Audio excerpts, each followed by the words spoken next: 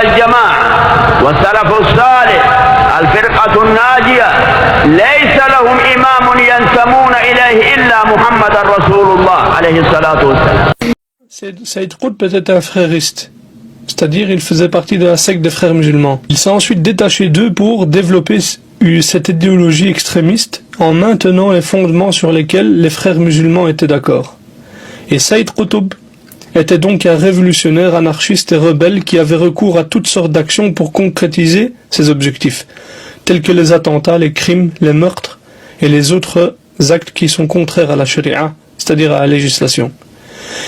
Il n'était donc pas un simple poète, comme le prétendent les Sururi, suiveurs de Mohammed Surur, ni un savant comme le disent les frères musulmans, mais c'était plutôt un innovateur égaré qui était à la tête d'une idéologie extrémiste et dangereuse.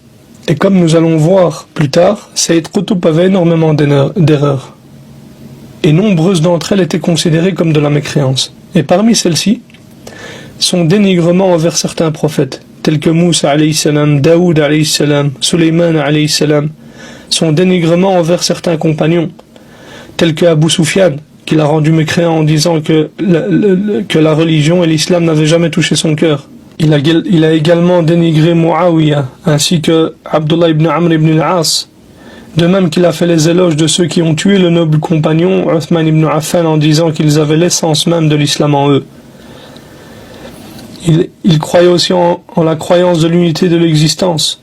Cela consiste à dire qu'Allah subhanahu wa ta'ala est partout et que tout est Allah.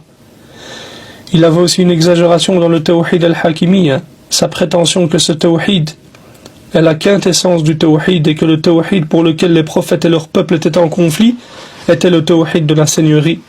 C'est pour cela que vous le trouverez être rendre mécréant toute une société musulmane, que ce soit les gouverneurs et les gouvernés. Il disait que l'islam avec lequel est venu Muhammad sallallahu alayhi wa sallam était un mélange entre le christianisme et le communisme. Il professait que le Coran était créé. Il interprétait l'attribut de l'istiwa, l'élévation, c'est-à-dire qu'il interprétait faussement cet attribut-là. Il avait aussi pour conviction la liberté de croyance, et il rejetait le hadith ahad dans la croyance.